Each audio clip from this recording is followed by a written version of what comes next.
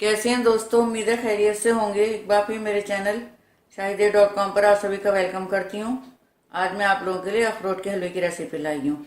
इसके इंग्रेडिएंट्स मैं आपको बताई चलूँ। ये मैंने 2 कप अखरोट को 2 कप दूध में ही 30 मिनट के लिए भिगो के रख दिया, तो फिर उसी में दूध में से थोड़ा सा लेकर के पेस्ट बना लिया। बाकी ये 1 कप दूध मेरे पास बचा हुआ है। ये 1 कप मैंने शुगर पाउडर रखा है।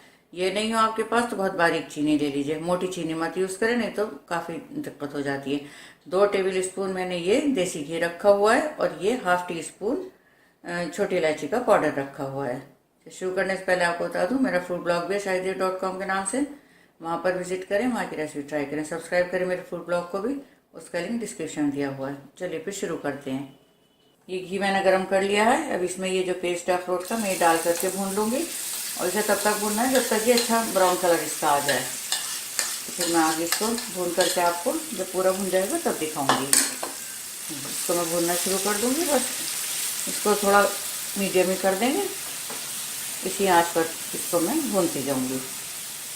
देखिए अच्छे से भुन गया है, जितना मॉइस्चर था इसका सब खत्म हो गया और कलर भी चेंज हो गया। अब इसमें बाकी की चीज़ें डाल के थोड़ा और इसको पका लेना है। शुगर पाउडर, छोटी इलायची का पाउडर, ये दूध। और जब तक ये दूध खुश्क होगा तब तक इसको और पकाना है। फिर आगे मैं आपको दिखाती हूँ। ये देखिए काफ़ी थिक हो गया है। दूध और शक्कर जो मैंने डाला था सब उसका पानी खुश्क हो गया है। तो बस अब मैं इसे आपको फिर डोंगे में निकाल करके दिखाती हूँ। तो ये देखें अखरोट का हलवा बनकर के बिल्कुल तैयार है। तो मुझे ज़रूर बताइएगा रेसिपी आप लोगों को कैसी लगी। आप लोगों के लाइक्स और कमेंट्स का मुझे इंतजार रहेगा। शेयर करिए मेरी रेसिपी को, सब्सक्राइब करना बिल्कुल भी ना भूलें। मिलती हूँ जल्दी नई रेसिपी के साथ, तब तक अपना ख्याल रखें।